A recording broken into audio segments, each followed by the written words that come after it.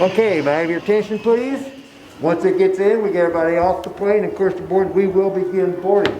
You know, the really tough thing about traveling during COVID isn't the face mask. It's not that the stores are closed, it's that you can't get your shoes shined. And if you look at mine, boy, do they need it, because it's been a long time. The normal services in the airport, they just aren't open. Here in St. Louis, you can see I'm the only guy in the shoe shine, and the terminal is relatively empty, even though this is at about 8:30 in the morning when it should be bustling.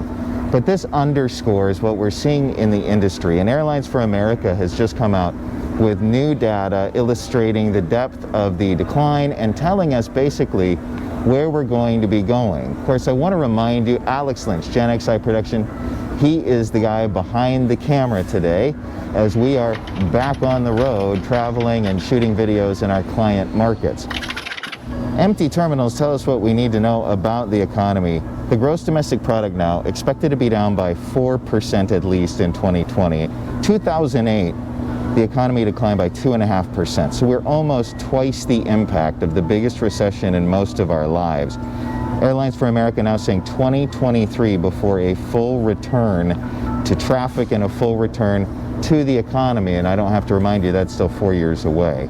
We have improved July numbers. We were 74% below last year in terms of passenger demand for June. July will be around 70% below. Flights are about 59% below. So that tells you there is a load factor gap there with more seats than there are passengers and total demand. The break-even load factor, get this, right now to break even, an airline has to fill 108% of seats. It doesn't take a genius to figure out that's impossible. You need to fill 8 more seats than you have in the entire airplane in order to break even.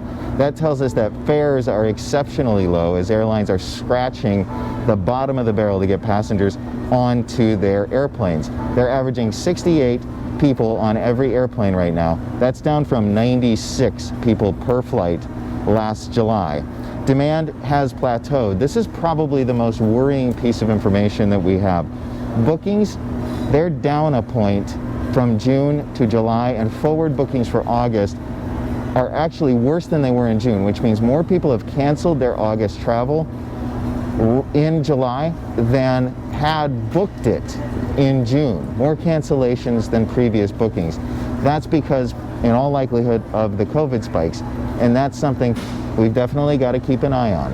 We'll do that from the road or from our office, from wherever we are working, and we appreciate you watching. Okay, at this time we'll start boarding at rows 29 and 30.